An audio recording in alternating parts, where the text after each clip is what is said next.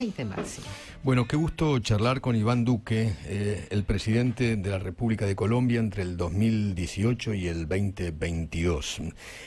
Presidente, ¿qué tal? Buen día. Feynman le habla. ¿Cómo anda? Emma, muy buenos días, un saludo muy especial y un saludo con muchísimo afecto para todo el pueblo argentino.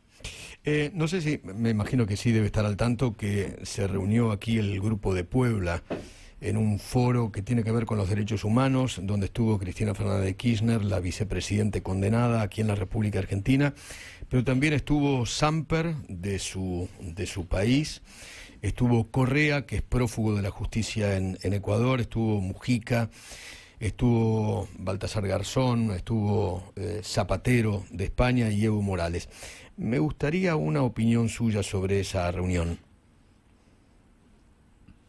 Bueno, yo siempre he creído que el Grupo de Puebla es un grupo absolutamente inconsistente e incongruente, porque les fascina hablar de los derechos humanos, pero ellos han sido los más grandes alcahuetas y protectores de la dictadura de Nicolás Maduro, y también han sido alcahuetas de la dictadura de Daniel Ortega, y también han sido promotores de nuevos esquemas de autoritarismo, de intimidación a la prensa libre, del desmantelamiento de la tridivisión del poder, del sometimiento de los poderes independientes a las veleidades de los gobernantes que hacen parte de ese grupo. Esa ha sido siempre su tradición, esa siempre ha sido su característica. Pero además ha sido un grupo que se ha dedicado a buscar la desestabilización en muchos países de América Latina a partir de la promoción de noticias falsas, de la posverdad, a partir de la promoción del populismo y, por supuesto, a partir de la promoción de la polarización y la lucha de clases para fracturar a las sociedades. Y me parece que ahora lo que están tratando de hacer con este encuentro en la Argentina, pues es tratar de incidir en el proceso electoral que se avecina a lo largo de este año. ¿Usted cree que usan las democracias de nuestra región para convertirlas en autocracias? Es claro que en muchos países de América Latina la doctrina que ellos tratan de implementar es primero convertir las cosas positivas en cosas negativas y las negativas en cosas positivas a partir de relatos y narrativas.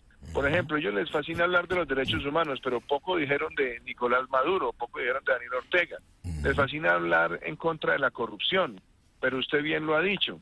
Ahí en el listado que usted tiene, pues hay muchos que se han caracterizado por haber sido alfiles del narcotráfico, o haberse prestado para el lavado de dólares, o a estar en este momento perseguidos por la justicia y algunos, además, con persecución de carácter internacional. Entonces, esa es una característica de ellos. Pero la otra que les encanta es llegar a los países y empezar a buscar nodos de desestabilización. Ellos van integrando, les encanta la promoción de las bodegas en Internet, donde ellos buscan a través de las redes sociales tener grupos masivos de difusión de la posverdad. Ese ha sido un esquema donde han buscado siempre el financiamiento de contratistas y gobiernos extranjeros para tratar por esa vía de generar mensajes de desinformación masivas que además terminan en grandes desestabilizaciones. Recordemos lo que pasó en Chile, recordemos lo que pasó en Ecuador, en Perú, en Colombia, en Guatemala, en otros lugares del continente. Entonces, esas han sido pautas de ellos y, por supuesto, el interés siempre es un interés electoral, y la razón por la cual están haciendo estos foros en la Argentina no es otra distinta a la de tratar de incidir en el proceso electoral que se hará este año. Iván, en el estrado principal estaba Samper, el expresidente de su país, que en algún momento fue sindicado como un hombre que recibió dineros del narcotráfico en su campaña electoral. ¿Es así? Así es, así fue. No solamente, esos fueron años muy oscuros en la historia de nuestro país, donde el gerente de su campaña admitió que habían entrado dineros del narcotráfico de manera masiva.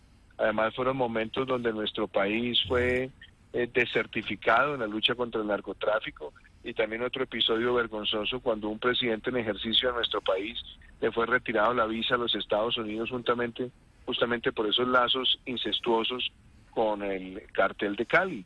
Esos son momentos muy difíciles, muy dolorosos que los vivimos muchos colombianos en la década de los 90 y la evidencia está ahí clara, ahí no hay mucho que discutir. Ese proceso se llamó el proceso 8000 y por eso creo que los colombianos siempre tenemos 8000 razones para tener claridad sobre esas épocas oscuras. No sé en qué proceso, si es 8000, 4000 o 2000, pero aquí en la República Argentina también estamos viviendo un proceso con el narcotráfico muy complicado, no sé si está al tanto. Es que, Eduardo, hay un problema que estamos viendo en el continente y fíjense que no, es curioso. Ahora, durante tantos años, muchos de los integrantes de ese mal llamado grupo, pues trataban de hablar en contra del narcotráfico y hablaban en contra de la corrupción, etcétera.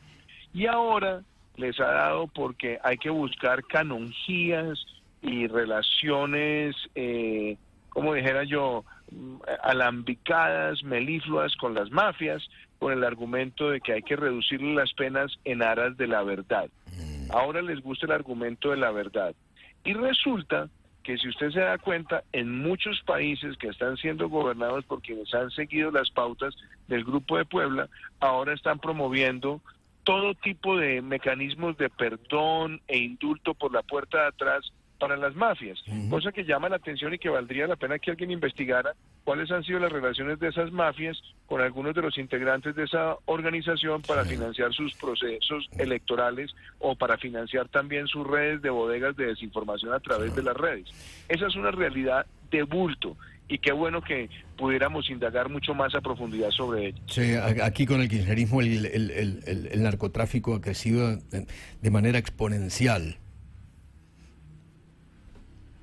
Bueno, usted sabe que el tema que hay es demasiado complejo porque, a ver, empecemos por las redes de narcotráfico del continente. La más importante que tenemos en Sudamérica en términos de movilización de estupefacientes la tiene el Cartel de los Soles en Venezuela, sí, con unas redes tremendas. Y usted sabe perfectamente ese régimen venezolano, cómo le encantaba financiar procesos electorales mandando aviones cargados de plata a distintos lugares del hemisferio. Argentina, y donde por también ejemplo utilizaban redes de contratistas para lavar dinero. Claro. Ellos buscaban redes de contratistas que unían plata con el narcotráfico, lavaban dinero y esos dineros terminaban en las campañas electorales y financiando campañas de desinformación, de desprestigio o inclusive en términos aún más graves de desestabilización a través de la promoción del odio que activa protesta social. Sí. Iván, usted celebró la orden de arresto de la Corte Penal Internacional a Vladimir Putin y pide lo mismo también para Maduro, lo mismo, una orden de arresto internacional. Sí, porque yo me siento profundamente orgulloso de haber denunciado a Nicolás Maduro ante la Corte Penal Internacional desde antes de ser presidente de la República. Yo era senador, logramos el respaldo de más de 70 firmas de congresistas de Colombia, logramos un respaldo también de algunos congresistas de Chile, llevamos esa denuncia, se sumó también a otras denuncias posteriores, y se sumaron unas denuncias posteriores, se sumaron también a las que había hecho Diego Arria en el pasado, y eso es lo que ha permitido que haya una investigación en curso.